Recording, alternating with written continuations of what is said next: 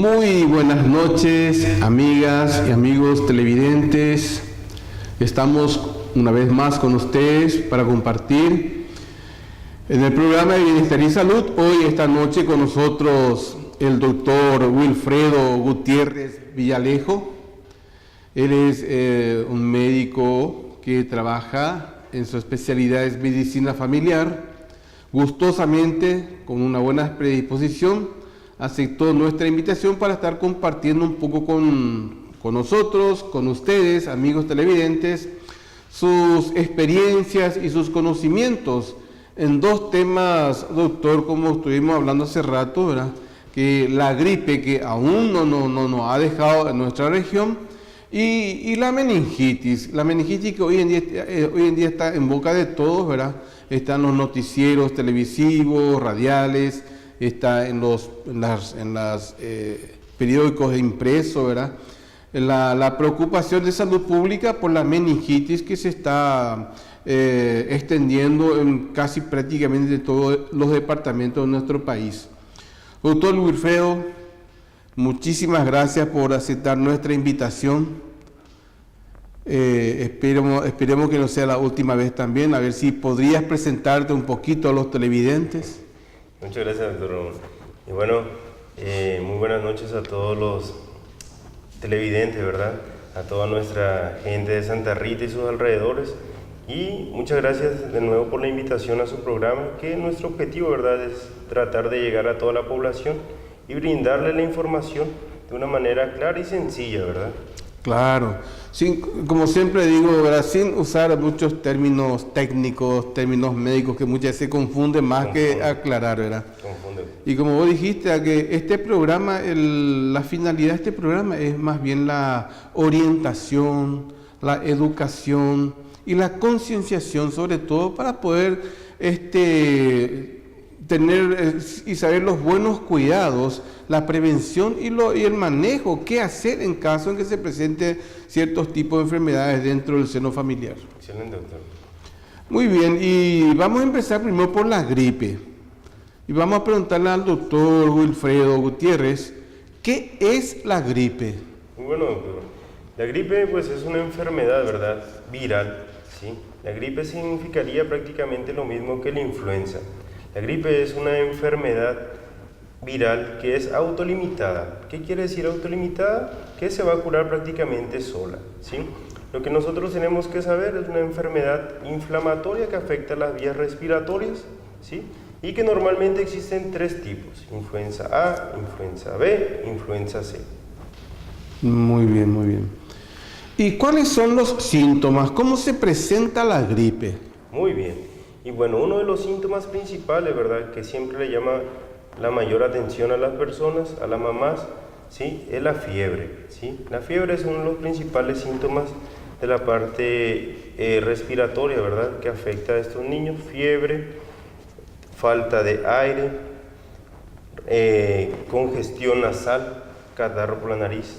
Después, posteriormente, aparece la tos, aparece en algunas ocasiones poco apetito, decaimiento, ¿verdad? Eso serían prácticamente dolor de cabeza intenso, dolor de cuerpo. Dolor de cabeza, dolor de cuerpo, y la I se pone. Sí, sí. Así es. Y bueno, y esta es una enfermedad que le ataca a las personas a cualquier edad. No elige edad, no elige sexo. Así es, doctor.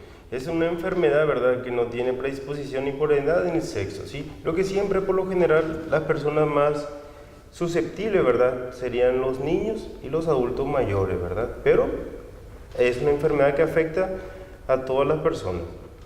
Y esta gripe, por ejemplo, puede presentarse en cualquier época del año, ¿verdad? Sí. Pero es más frecuente durante el otoño-invierno. Exactamente, doctor.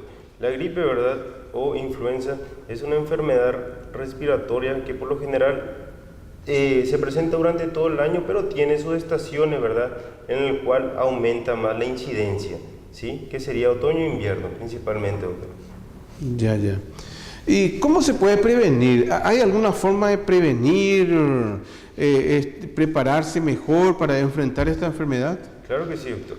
Bueno, Principalmente, ¿verdad? Tenemos que saber que la influenza o la gripe es la vía de transmisión. La vía de transmisión es el contacto directo de persona a persona y a través de las gotitas de saliva, ¿verdad? Entonces, todas aquellas medidas que nosotros hagamos a favor de evitar este lavado continuo de las manos, el uso de tapaboca, ¿verdad? Cuando estamos en un área donde hay muchas personas, ¿sí? El saludo social, que muchas veces nosotros mismos, lo primero que hacemos, tosemos, nos llevamos la mano a la boca y saludamos a la persona y estamos transmitiendo esta enfermedad, ¿verdad? Eso es algo común. Lo que se han optado, algunas pequeñas estrategias, ¿verdad? Es el saludo, de saludar con los puños y de toser cuando tose y lleva la mano hacia el codo, exactamente, ¿sí? También tenemos otra medida, ¿verdad, doctor?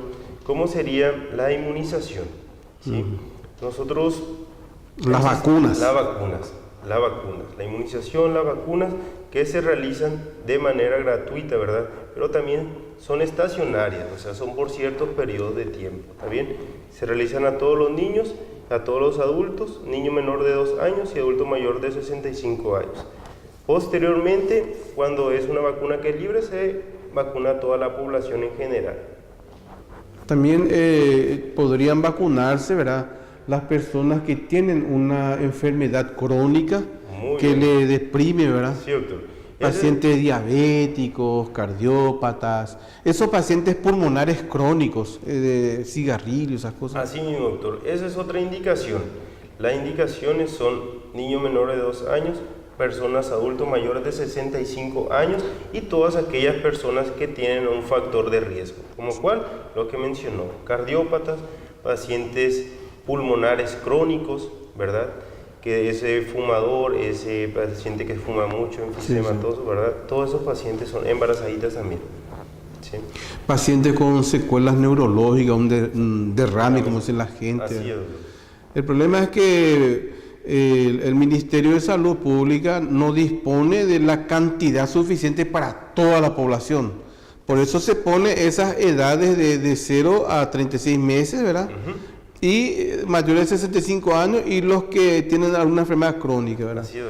Pero también hay las vacunas en las farmacias, en los sanatorios, hay vacunas en forma privada también para aquellas personas pudientes y que no le quieren vacunar en el hospital porque no entra dentro del grupo de riesgo, ¿verdad? Así es.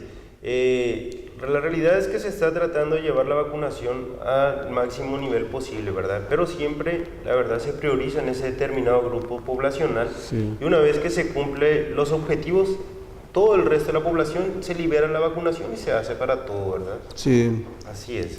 Yo, por ejemplo, cuando tengo mis pacientes, estoy atendiendo un paciente cardiópata, un paciente pulmonar crónico, un diabético, le digo, mira, se está acercando la época donde hay más gripe, tenés que vacunarte contra la gripe. Y dice, yo no tengo plata, doctor, para irme a la farmacia o para que se me aplique en un privado, y allá en el hospital del ministerio no nos quieren vacunar. Entonces, a esta clase de pacientes, los médicos de cabecera, sus médicos, ¿verdad? Claro. Le hacen una indicación médica, ¿verdad? El paciente o la paciente fulano de tanta edad, es portador de esta enfermedad crónica, y se indica una vacuna antigripal, ¿verdad? Antigripal. Sí. Y ahí se le vacuna. Y ahí se le aplica. Sí. Porque se entiende, ¿verdad?, que es un paciente que a lo mejor no está en esa determinada edad, pero tiene factores de riesgo, ¿verdad? Sí. Que comprometen la salud de la persona. Y otra cosa, no sé si a vos ya te tocó situaciones similares, enfrentar casos en que hay pacientes o familiares de pacientes que son reacios y son muy contrarios a la vacuna. Dicen, no, yo no me voy a vacunar, ni le voy a vacunar a mi hijo, porque el año pasado yo me vacuné y al día siguiente ya me dio la gripe. Sí, doctor, ese es un problema bastante común, tristemente, ¿verdad? Sí. Que nosotros tenemos. La realidad es que el hecho de que vos te vacunes, ¿verdad?, no significa que te va a prevenir el 100% de la enfermedad. Siempre existe una estadística que se basa en que la vacunación previene el 50 al 80% de las enfermedades, ¿verdad? Pero la realidad es de que la inmunización y la vacunación ayuda a la gente, ayuda a la salud de la persona, ¿sí? Entonces, nosotros siempre estamos a favor de la vacunación de las personas. Todo profesional médico sabe que las vacunas están salvando y están previniendo muchas enfermedades, ¿verdad? Entre otras enfermedades que vamos a hablar más adelante. Sí, en los primeros meses donde estaba arreciando la gripe, ¿verdad?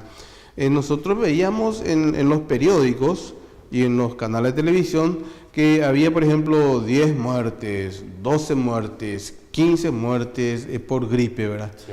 Y todas esas personas que fallecieron, se hizo un historial, y todas esas personas que fallecieron no recibieron la vacuna antigripal. Ahí está la estadística. Lo que yo siempre le digo a los familiares y a los pacientes, ¿verdad? Que el hecho de que vos te hayas vacunado contra la gripe no quiere decir que no vas a tener gripe, sino que vos te vacunaste contra la gripe y igual ingresa, igual vos tenés esa enfermedad, pero tu cuerpo reacciona mejor. Claro que sí. Tiene mejor inmunidad, mejor defensa, no te tumba, no te echa en la cama, no te lleva al hospital, no te internas. Cuando estás vacunado, respondes mejor a esa enfermedad. Claro que sí, doctor. Ese es un error, ¿verdad?, que se tienen las personas, de que el hecho de que se vacunen no significa que no le vaya a dar la enfermedad, ¿sí? Simplemente es el hecho de que, como usted mencionó, el cuerpo tiene los anticuerpos, las defensas mejor desarrolladas y va a tener una mejor respuesta a la enfermedad, ¿sí? La enfermedad no va a ser tan agresiva, ¿sí?, que si no te hubieras vacunado. Sí. Y hay un cuadro muy parecido a la gripe. Y por eso que dice la gente, a la pucha, yo hace como 3 meses que tengo gripe y no me pasa, que el famoso resfrío común. Y sí, el resfrío común... ¿Cuál es la diferencia entre el resfrío común y la gripe? El resfrío común y la gripe, ¿verdad?, son dos términos que se suelen confundir. Mezclar, sí. ¿Verdad? Realmente gripe, nosotros cuando hablamos de gripe hablamos de influenza. Nosotros nos podemos enfermar de influenza una vez por año. Sí. ¿Bien? El resfriado común es una enfermedad también producida por un virus, pero es producido por otros tipos de virus. Sí.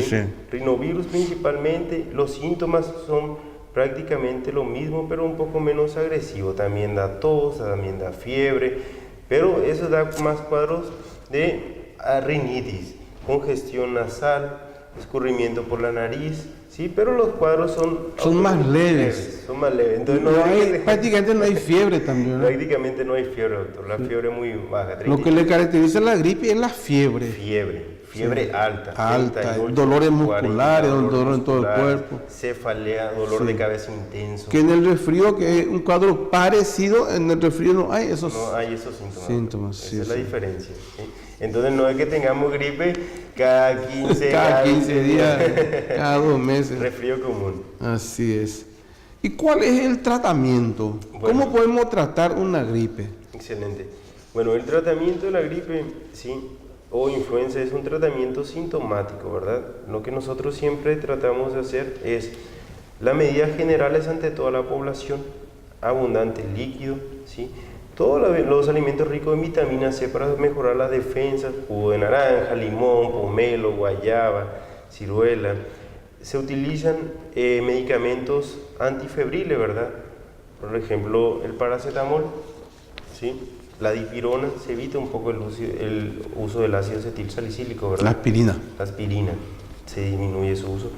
Y en casos más graves, ¿verdad?, se utilizan antirretrovirales, en el caso de gripe o influenza, ¿verdad? No podemos confundir con resfriado común. Sí. ¿Está bien?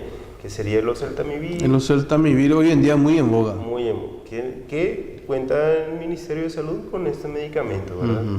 Así, pero por lo general, medidas generales, por lo general, bien tolerada, autolimitada en 7 a 10 días. Hay gente que le ha dado influenza y se enteró después por un estudio de laboratorio. Así es, porque es una enfermedad autolimitada. Muchas veces la gente no quiere tomar un antigripal, un antiviral, y en el caso de los oseltamivir, por ejemplo, cuando los cuadros son muy intensos y hacemos el diagnóstico de la gripe H1N1, ¿verdad? Así es, doctor. Entonces eso tiene que tomar como mínimo 5 días. Como mínimo 5 días y psicoprofilaxis para la familia. Su entorno familiar, aunque sea un comprimido por día, también por 5 días. Así es, doctor. para evitar que haya una epidemia familiar y barrial. Exactamente. De hecho, nosotros sabemos, ¿verdad?, que en años anteriores nosotros tuvimos una epidemia, ¿verdad?, que fue justamente de esta enfermedad que nació, que usted mencionó, que es el influenza, ¿verdad? Sí. H1N1, que no es por ser mexicano, ¿verdad?, pero tuvo unos inicios. Su origen en México. Origen en México, ¿verdad? En México fue una pandemia, afectó a nivel mundial, ¿sí? Entonces ahí es cuando hablamos de gripe o influenza, pandemia. Sí, sí. Que hoy en día, ¿verdad?, tenemos, gracias a la tecnología, a todos los desarrollos, el uso de antirretrovirales, ¿verdad?, que están a disposición de la población, que como usted dijo, hay casos específicos que necesita hacerse tratamiento con antirretrovirales. Así es.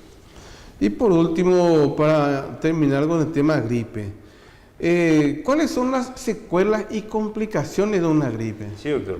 Bueno, en el caso de la gripe, ¿verdad?, las secuelas o complicaciones que podemos tener, las podemos dividir en intrapulmonares y extrapulmonares. ¿Qué quiere decir? Dentro del pulmoncito, nosotros podemos tristemente desencadenar una neumonía, ¿sí?, una bronconeumonía, ¿sí?, que son las complicaciones que nosotros presentamos con más frecuencia, ¿sí? También en la parte extrapulmonar se puede complicar con una meningitis, con una encefalitis, ¿verdad?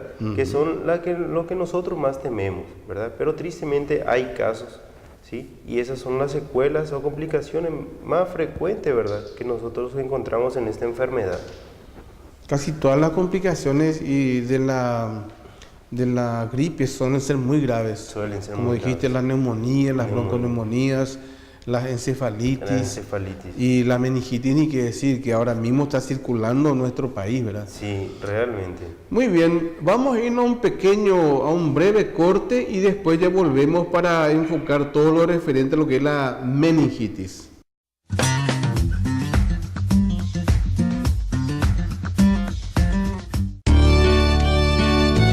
Instituto Superior en Ciencias de la Salud San Patricio de Irlanda del Norte, filial Santa Rita, ubicado en Fracción La Amistad, sede central en Ñemby, Departamento Central, local propio, con infraestructura acorde a las exigencias del CONES, creado por Ley 3739, cuenta con las carreras legalmente habilitadas de Enfermería, Farmacia, Radiología, Nutrición, Kinesiología y Fisioterapia, Biblioteca, Informática, Laboratorio, salas amplias y climatizadas, equipamientos de última tecnología para las clases prácticas de fisioterapia y rehabilitación.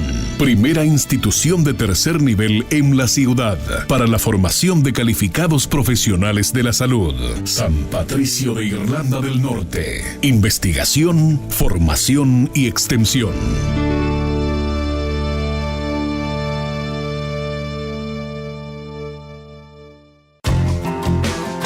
Fisiocorpus, clínica de fisioterapia y rehabilitación. Desde el año 2004, cuidando de su salud. Cuenta además con departamento de nutrición, estética, pilates, masoterapia, electroterapia, ultrasonoterapia, atención personalizada y humana. Centro privado de recuperación, con un plantel de profesionales especializados en constante capacitación con años de experiencia. Técnicas, manuales y recursos tecnológicos facilitan gran mejoría en un corto tiempo, recuperando funcionalidad y movilidad tras lesiones musculares, tendinosas, articulares y fracturas diversas, enfermedades de la columna vertebral, láser terapia, termoterapia. Fisiocorpus es sinónimo de alta calidad de atención al paciente con equipos de última generación, multidisciplinario para su total recuperación, porque tu salud es lo más importante. Santa Rita Centro, detrás del BBVA Banco. Teléfono 0983-624-111.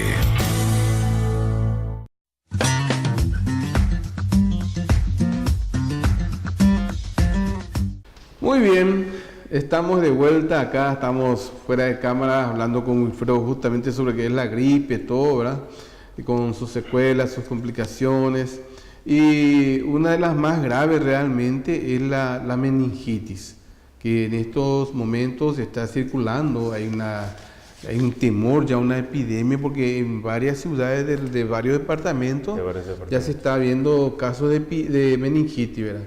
Que las personas, con solo escuchar el nombre meningitis ya se desespera, porque sabe que es una enfermedad grave, muy grave. Muy bien, y vamos a enfocar entonces este tema con el doctor Wilfredo.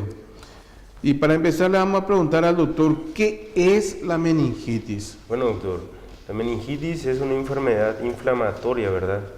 De una partecita de la cabeza, del cerebro, que se conoce como meninges, ¿está bien? Una enfermedad inflamatoria del sistema nervioso, ¿sí? Una enfermedad grave, que tiene diferentes causas, ¿verdad? O etiologías. Puede ser producida por bacterias, puede ser producida por virus, puede ser producida por hongos, ¿sí?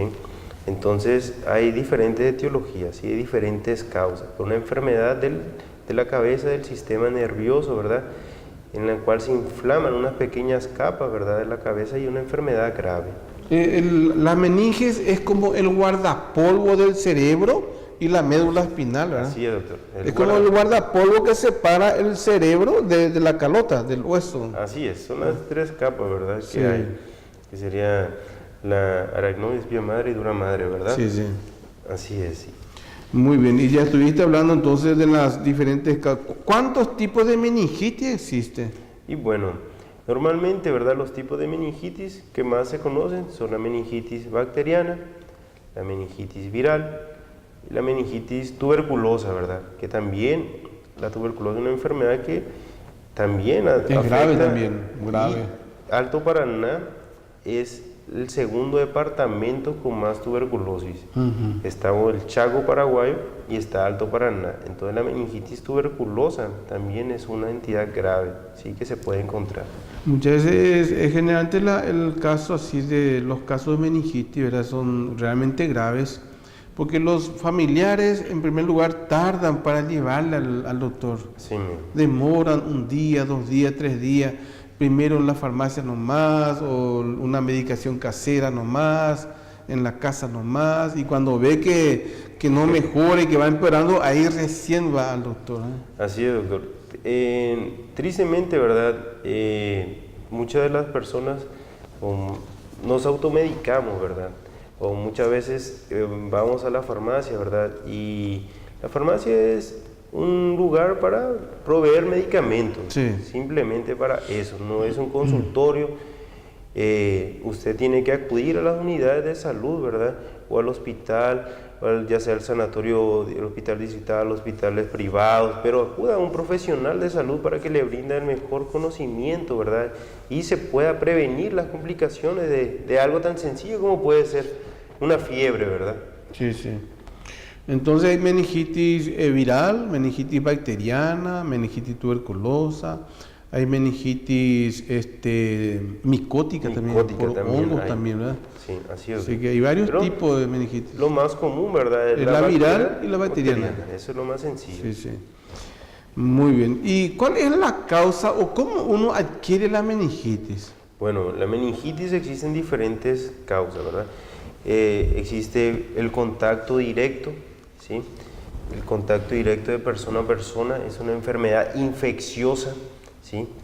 Entonces, por ahí debemos de partir. Existen 3 formas de contagiar esta enfermedad. Una forma que se transmite a través de la sangre, la vía hematógena. La otra, por una infección, ya sea que usted, una persona, se accidente, ¿sí? Tengo un traumatismo de cráneo y por ahí entre la infección llegue y se inflame esa meninge. ¿Está bien? O la otra forma de transmisión es que usted tenga una infección cerca de la cabeza, ¿sí? Por ejemplo, cuando hablamos de la gripe, la influenza que está en el pulmón, se infecta y por la cercanía que existe, por la proximidad, ¿verdad? Se contagia y se produzca una meningitis, que es la inflamación de la meninge, ¿verdad? Muy bien. ¿Y cuáles son los síntomas? ¿Cuáles son los signos que le hace al médico, ¿verdad? Le hace sospechar de que puede ser que sea una meningitis? Sí, bueno, los signos y síntomas son de vital importancia, ¿verdad? Algo que tenemos que tener siempre presente en estos casos es que la meningitis, al ser una enfermedad infecciosa, produce fiebre alta. Hablamos fiebre de 38, 39, 40 grados, dolor de cabeza intenso, ¿sí? Náuseas, vómito, que tiene un vómito que en nuestra bibliografía siempre maneja ese vómito en proyectil, no ese vómito que vomita el niño y se ensucia, que ese vómito que llega hasta la pared, Sí. vómito en proyectil, ¿verdad? Sí. Así es la característica. Llamativo. Llamativo, interesante. El niño, aparte de la fiebre, de estar decaído, de no querer comer, de ese dolor de cabeza, que alguna vez le molesta la luz, ¿verdad? Aparte de eso, llega a tener unos signos característicos, ¿verdad? Esa enfermedad. Hay algo característico que son los signos, ¿verdad? Meningios, ¿verdad? Que todo médico, por eso es importante que usted acuda a un profesional, ¿verdad? De salud, que tiene conocimiento, ¿sí? Que es el signo de rigidez de nuca, que nos habla tanto en la bibliografía. El niño ya tiene dificultad para el mentón ponerlo Sí. sobre el Se queda esternón. como si fuese duro acá. Se el queda cuello. duro, se queda No rígido. puede hacer estos movimientos. No puede hacer estos movimientos, ¿verdad? Y existen otros signos que el médico conoce, ¿verdad? Pero lo que le debe llamar la atención a la mamá es la fiebre alta, el dolor de cabeza intenso, ese vómito con esa Vómito en característica, proyectil. que el niño esté poco apetito, irritable o somnoliento, las dos cosas, ¿verdad? O la persona, y ese dolor de cabeza intenso. Y los signos de rigidez que mencionamos, ¿verdad? Pero la fiebre, algo característico, fiebre muy alta. Y la meningitis es una enfermedad que ataca, como siempre digo, a cualquier persona, no importa la edad, no importa el sexo, pero es más frecuente en pequeños. Así es, doctor. Es más frecuente en Menores de edad. Menores de edad. Así es, menores de 5 años por lo general la estadística, ¿verdad? Anteriormente se morían muchos niños por meningitis. Anteriormente Sí. era triste porque hubo miradas niños con fiebre alta, rigidez y fallecen en la actualidad, es una realidad. Todo eso se prevenió, ¿verdad? Afortunadamente la Sí. inmunización, la vacunación. Y decime, ¿y vos llega a tu consultorio o en el hospital donde vos estás trabajando, llega un pacientito, ¿verdad? Y vos ya hiciste el diagnóstico clínico. Claro, clínico. ¿Y cómo vas a confirmar de que es una meningitis? Muy bien, es una excelente pregunta. Bueno, la meningitis, como habíamos hablado, o la meninge, ¿verdad? O como había dicho el doctor, son esas capas que cubren la cabecita y la médula espinal, ¿verdad?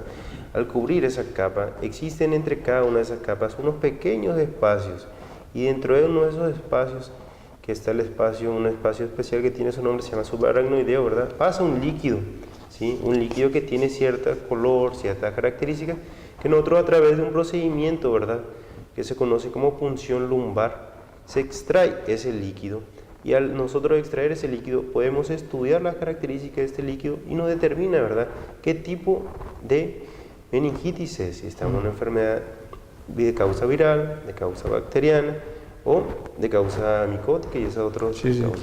Esa punción que se hace, ¿verdad?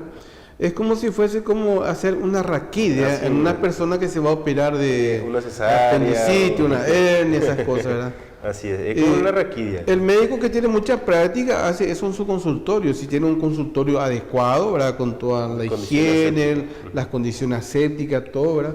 Tiene los materiales, todo completo, la asepsia, el guante estéril, Sí. ¿verdad? Colecciona el líquido en un tubito, Así es. también estéril, y También eso se al manda laboratorio, para hacer el diagnóstico. Se hace estudio citoquímico del líquido cefalorraquídeo, ¿verdad? Y en dependencia de las características que tenga ese líquido, se determina el agente etiológico. Si es bacterial, viral, esas cosas. o micótica, ¿verdad? También Sí, que puede sí. ser. Muy bien. Así es, doctor. Y aparte el Exacto. otro estudio de rutina, ¿verdad? Que Claro. realizamos, hemograma, PCR, Sí, todas esas sí. cosas para darnos un estado general del paciente, ¿verdad? Sí, sí, sí. ¿Y cómo se puede prevenir la meningitis? Y bueno, actualmente, ¿verdad? Nosotros prevenimos todas esas enfermedades y esta es especial. O sea, ¿sí? una pregunta. Dentro del esquema de vacunación del recién nacido, Ya se le está aplicando a los 2 meses, 4 meses, se le está aplicando ya esa vacuna. Sí, doctor. Realmente, ¿verdad? El neumococo está dentro del esquema nacional de vacunación a los 2 y 4 meses. ¿Está bien? Se aplica esta vacuna ya. ¿Sí? Del hecho, la vacunación es uno de los factores que además ha influenciado a disminuir la incidencia de esta enfermedad. Anteriormente, ¿verdad? Es una enfermedad que tenía uno de los más altos índices de mortalidad infantil, ¿verdad? Pero gracias a la vacunación, a la inmunización, se ha estado disminuyendo mucho esta cifra. Y actualmente en los esquemas de salud, ¿verdad? En los esquemas de vacunación se cuenta con estas vacunas. ¿Sí? Se cuenta por esquema, ¿verdad? Los 2 y 4 meses, ¿verdad? Y otros refuerzos los 12 meses también. Pero es importante, ¿verdad? Que no es una vacuna que esté libre para toda la población, ¿verdad? No se le aplica a cualquiera que quiera vacunarse. No, ese es un esquema que por en cuanto, ¿verdad? Así está establecido. Así es. Pero tiene que haber una indicación bien específica Bien de un específica. médico para que se aplique una persona con otra edad o entre dentro del grupo de riesgo. Dentro del grupo de riesgo y aparte de esto, ¿verdad? Sabiendo que por lo general esa persona ya está inmunizada, ¿verdad? Ya está inmunizada porque cuando se aplican todas las vacunas, ¿verdad? Así es. Ya. Y por ejemplo, hecho el diagnóstico de ese paciente, ¿cómo se pueden prevenir los familiares o las personas que están en su entorno? ¿Cómo pueden prevenirse para que de repente no la agarre esa enfermedad? Sí, y bueno, igual, doctor, se hacen todas las medidas, ¿verdad? Se busca la asepsia, ¿verdad? Siempre previendo, como también el contacto es directo, ¿sí? Usando todos los métodos higiénicos, nasobuco, usando lavado de manos, siempre que se va a estar en contacto con la persona infectada, ¿verdad? Y prácticamente esas serían las medidas principales, aparte de lo que es la vacunación que ya habíamos mencionado anteriormente. Sí, sí. En algunos tipos, por ejemplo, también cuando se sospecha una meningitis bacteriana, también se le da una medicación profiláctica a los familiares, a las personas que están cerca de ese paciente. Así es. Mejor prevenir que curar, ¿verdad? Mejor prevenir que curar. Sí, porque es una afección realmente grave. Muy grave. Que muchas veces, lastimosamente, el grado o el porcentaje de sobrevida muchas veces depende del momento del diagnóstico también. Claro que sí. Cuanto más temprano se diagnostica, mayor posibilidad de sobrevida tiene, ¿verdad? Así, doctor, como usted dijo, el tiempo es clave, ¿verdad? Tristemente a veces esos pacientes o esas personas, ¿verdad?, están con esta enfermedad en su casa y pasa 2, 3, cuarto día que ya ve el niño que tiene mucha fiebre, que no le pasa la fiebre, que sigue con dolor, que se está poniendo todo rígido. Cuando le acuden al servicio de salud, ¿verdad? Y a veces, tristemente, es tarde. Sí, y a veces también que hay criaturitas un poco mayorcitos también que ya están con un cuadro febril y eso se van en la escuela. Claro. En la escuela ahí puede difundir entre sus compañeritos ahí. Exactamente. Diseminar la enfermedad. Diseminar la enfermedad, como habíamos hablado, ¿verdad? Una enfermedad infectocontagiosa de contacto directo, ¿verdad? Es fácilmente. Todas las enfermedades, como la meningitis misma, y las enfermedades virales y de las vías aéreas respiratorias, son fácilmente contagiosas. Fácilmente contagiosas. Uno se contagia rápido y fácil. Rápido. Y si tu sistema inmunológico está un poco débil, deprimido, peor todavía. O mayor. Y aparte, todos los medios propicios, ¿verdad? El sistema inmunológico débil, hacinamiento, ¿verdad? En algún lugar público, favorece, ¿verdad? Un factor de riesgo, ¿verdad? Para adquirir esta enfermedad. Así es. Muy bien, excelente. Interesante la charla. Realmente si vamos a hablar con mucha profundidad, esto vamos a ir hasta la medianoche. Vamos a ir mucho tiempo. Así es. Muy bien, vayamos a un pequeño descanso y ya volvemos enseguida.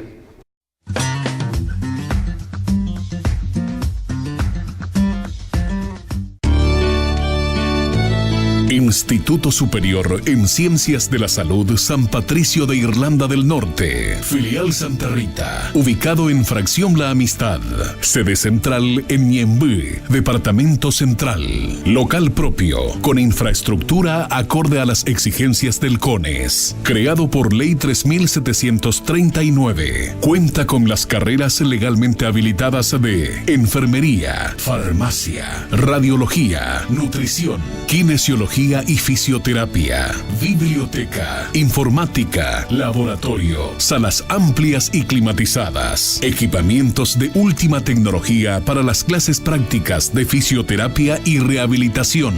Primera institución de tercer nivel en la ciudad para la formación de calificados profesionales de la salud. San Patricio de Irlanda del Norte. Investigación, formación y extensión.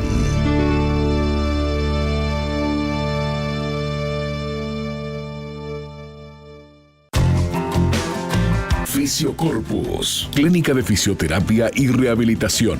Desde el año 2004, cuidando de su salud.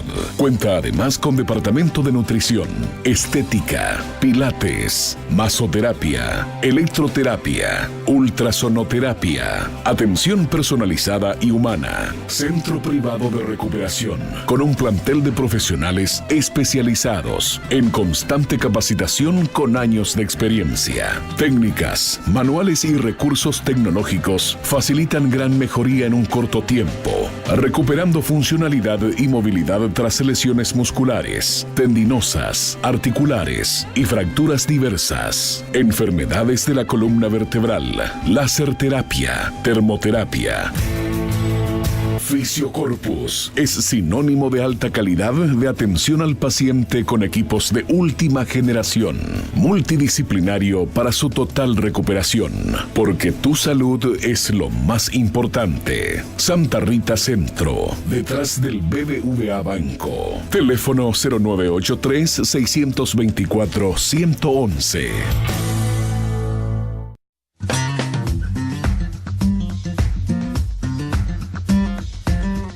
Muy bien, estamos de vuelta para el último bloque de Bienestar y Salud. Esta noche, en el primer bloque, estuvimos hablando sobre todo lo referente a la gripe. En el segundo bloque ya estuvimos hablando sobre lo que es la meningitis, cómo se adquiere, cómo se contamina la gente, cuáles son los signos, los síntomas, cómo se puede prevenir. Muy bien, y una vez diagnosticado, doctor, entonces, ¿cuál es el eje, el material en cuanto al tratamiento? Muy bueno. Y bueno, doctor, el tratamiento, ¿verdad?, de estos pacientes, ¿sí?, se hace en dependencia de la entidad etiológica, o sea, del agente causal, ¿verdad? El 80% de las enfermedades, ¿verdad?, producidas por meningitis, el 80% son de etiología bacteriana, ¿está bien? Eso también está en dependencia un poco de la edad y esas cosas, ¿verdad? Pero por lo general, es etiología bacteriana, sean antibiótico-terapia, ¿verdad? Antibióticos de tercera línea, antibiótico fuerte, ¿verdad? Sí. Es un tratamiento prolongado, es un tratamiento... Para elegir el antibiótico muchas veces... A veces que se hace cultivo del líquido cefalorraquídeo y se hace hemocultivo también, ¿no? Hemocultivo, doctor. Ahí se busca, ¿verdad?, el tipo de bacteria y a qué es más resistente o a qué más sensible, ¿verdad? Y en dependencia de eso se utiliza. Hoy en día contamos con antibióticos, ¿verdad?, de amplio espectro, ¿verdad?, que son los que se utilizan por lo general, cefalosporina de tercera generación, en algunos casos cefalosporina de cuarta generación, en dependencia del estado, ¿verdad?, del paciente. ¿Sí?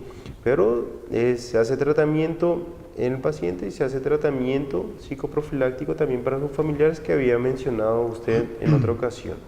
Así es, doctor. Es el tratamiento prácticamente. Eso en caso cuando es bacteriano. Y si es una meningitis viral, si es tuberculosa ya sabemos el tratamiento es... Si es tuberculosa es un poco más complejo, sí, ¿verdad? Sí. Porque la tuberculosis es una enfermedad infectocontagiosa. De carácter crónico también. De carácter crónico, que ahí se tiene que hacer otro esquema para la familia, otro esquema para la población. Y eso. Afortunadamente la etiología de causa viral, ¿verdad, doctor?, Se hace tratamiento sintomático, se bajan, por ejemplo, la fiebre, que son los otros síntomas que pueden producir, y se hace tratamiento antiviral también, doctor. En dependencia del agente, como usted me había mencionado, ahora se hace cultivo y se aísla el agente causal, ¿verdad? Y se hace tratamiento específico para eso. Sí. ¿Sí? Pero ahí ya está nada de antibiótico-terapia y nada de esas cosas, ¿verdad? Sí, sí. Una etiología viral. Es más sintomático. Más sintomático y afortunadamente menos agresivo.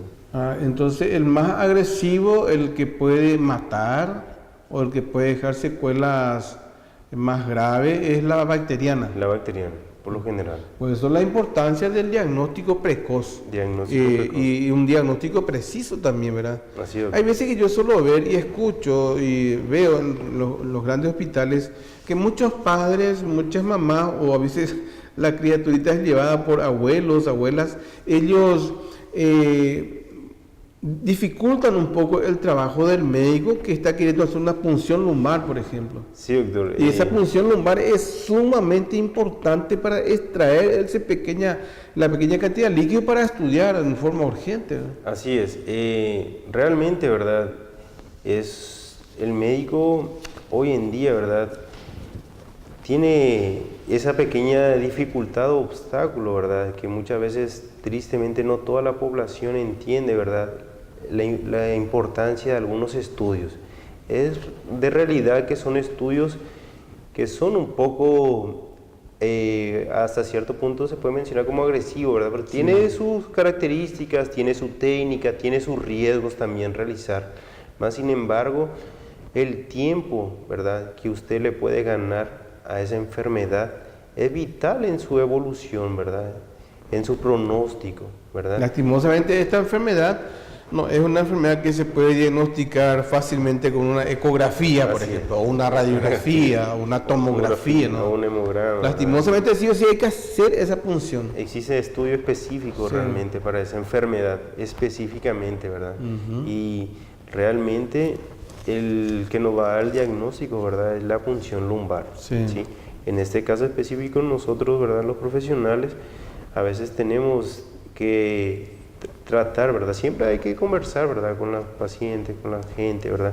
Pero para nosotros lo que queremos que nosotros nos entiendan es de que es de vital importancia, ¿verdad?, en estos casos realizar ese procedimiento, ¿sí?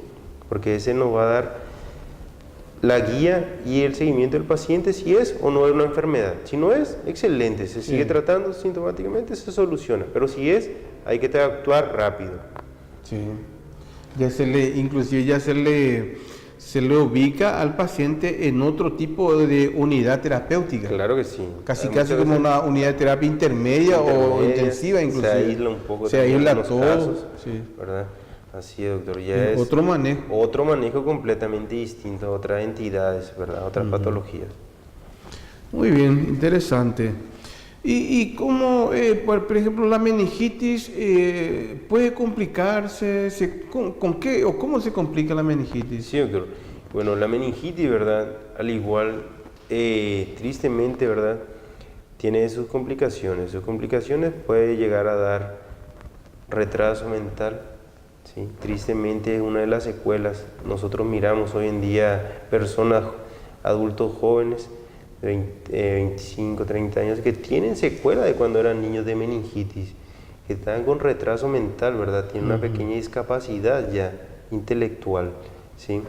Además, también en dependencia de grado puede dejar otras secuelas neurológicas, puede dejar paraplegias, hemiplegias, o sea, parálisis, medio paralizado el cuerpo, el medio cuerpo.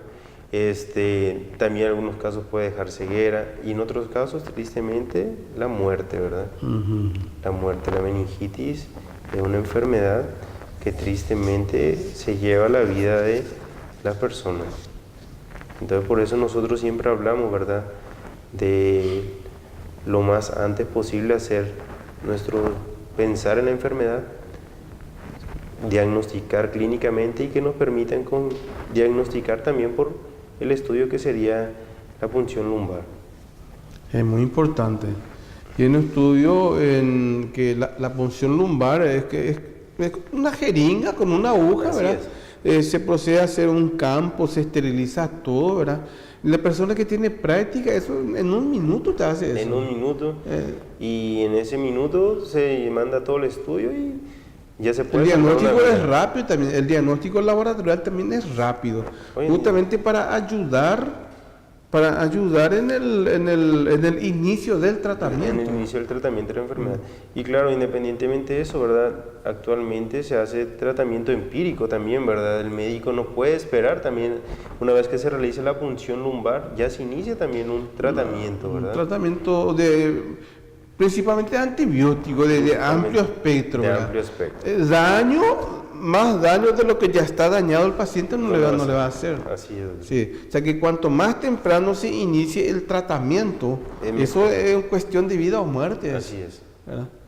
Porque es triste para cualquier familiar que fallezca un familiar por una enfermedad que pudo haberse evitado, ¿verdad? Pudo haberse evitado. Y por una enfermedad que también, si se siguieron los pasos correspondientes, se salva, ¿verdad? Se salva. Y para nosotros los médicos, ¿verdad? Muchas veces hay veces que sí o sí tenemos que pasar por el papel de malo, el papel de demonio, el papel de diablo, ¿verdad? Sí. Pero hay veces muchas veces los familiares no se dan cuenta que el dolor que siente el médico por la impotencia de no haber podido salvar esa vida es grande también para nosotros. Y claro que sí, no poderla diagnosticar, ¿verdad? Y por el tiempo, ¿verdad? O por un estudio. Ese es frustrante, ¿verdad? Sí, sí. Porque tristemente mucha gente piensa, ¿verdad? O cree que el médico pide estudio por pedir. Sí. No es así. Tristemente, pero no es así, ¿verdad? Usted pide un estudio complementario. Los estudios son complementarios. La clínica es la soberana de todo, pero hay ciertas enfermedades que nosotros tenemos que apoyarnos, ¿verdad? En ellas, en esos estudios complementarios, ¿sí? Para nosotros, ¿verdad? Tener 100% el diagnóstico de una enfermedad. Y por eso le agradecemos su tiempo, ¿verdad? Y su espacio para llegar a ese mensaje a la población, ¿sí? Que nos ayuden, ¿verdad? O nos comprendan a dejarnos hacer un poco mejor nuestro trabajo, ¿sí? Sí. Nadie le va a pedir un estudio nada más porque sí, hay casos específicos que el tiempo es primordial para evitar las complicaciones y las secuelas de la enfermedad. Sí, justamente eso, hace rato hablamos de que mientras nosotros cuando mandamos el material para análisis, sea de sangre o de cualquier otro material, nosotros ya podemos estar iniciando un tratamiento antibiótico para ganar tiempo. Claro que sí. Porque nosotros como médicos sabemos el cuadro que está presentando el paciente, ¿verdad? Como voy a decir, la clínica es soberana. ¿Qué es la clínica? Para que los televidentes entiendan. La clínica es lo que te dice el paciente o te dicen los familiares, te están refiriendo de cómo se presenta el caso del paciente. La clínica es lo que el doctor está encontrando en el examen físico, ¿verdad? Y por la experiencia que tiene, ya tiene más o menos un diagnóstico clínico. Así es. Y se extraen los materiales para mandar a estudiar y confirmar el diagnóstico. En ese interín nosotros ya podemos empezar el tratamiento médico, ¿verdad? Pero muchas veces chocamos nosotros por la falta de comprensión de algunos familiares que dicen, no doctor, pero usted está loco, ¿cómo usted le va a dar antibióticos sin siquiera todavía saber lo que es, ¿verdad? Entonces en ese caso perdemos horas preciosas para salvar la vida de ese paciente, ¿verdad? Esa es la realidad. Sí, es la realidad que nos topamos todos los días, ¿verdad? Así es. Porque que sepan los pacientes y los familiares que la medicación indicada por un médico mientras se aguarda el resultado de los exámenes, son por la experiencia que tiene el médico, por los conocimientos que tiene el médico, y el médico sabe que ese medicamento no le va a hacer más daño de lo dañado que ya está el paciente. Que si vos no utilizas ese medicamento. Sí. Así es. Así es. Y siempre cuando el médico va a indicar un medicamento, pone en una balanza, la balanza que está acá para nosotros, ¿verdad? Y una balanza mental, dice, si le doy este medicamento, el daño que le puedo hacer. Y si no le doy este medicamento, ¿qué daño puede sufrir el paciente también? Así es. Entonces, donde hay mayor positividad, ahí se procede, ¿verdad? Siempre a favor del paciente. Siempre a favor del paciente. Siempre, es una regla. Muy bien, doctor. Ya tenemos poco tiempo. Te agradecemos muy cariñosamente por tu presencia, ¿verdad? Si tenés algo más que quieras aportar sobre estas dos enfermedades antes de despedirnos. Y bueno, primeramente, pues darle las gracias por su tiempo y por estar en su programa, ¿sí? Yo quiero mandar un mensaje, ¿verdad?, a toda la audiencia, ¿sí?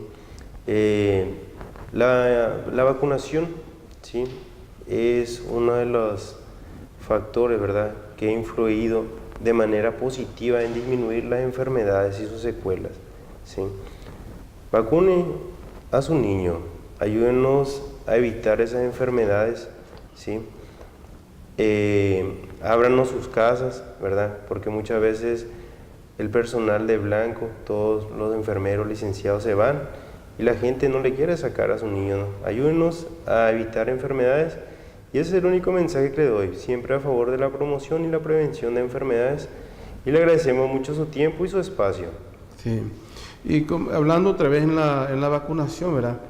Hay que hacer un historial retrospectivo de años y años atrás, que antiguamente las epidemias mataban mucha gente. Mataban mucha gente. Hoy en día hay epidemias todavía, pero mediante las vacunaciones masivas, las inmunizaciones, sigue habiendo muerte, pero en mucho menor cantidad. En mucho menor cantidad.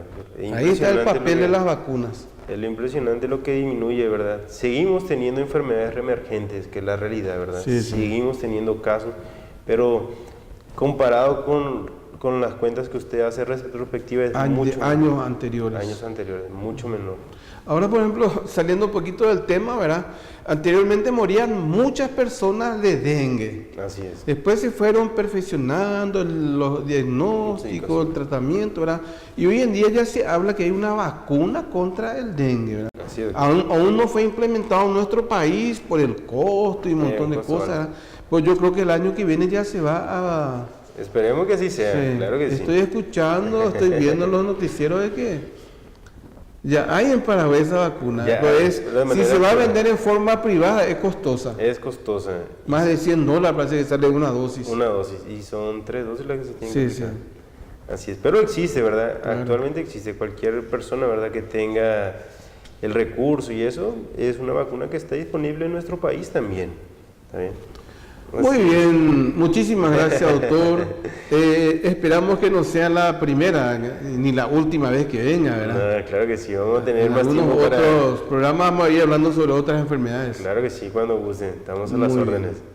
Muy bien, muchísimas gracias, muy buenas noches y un buen descanso a todos.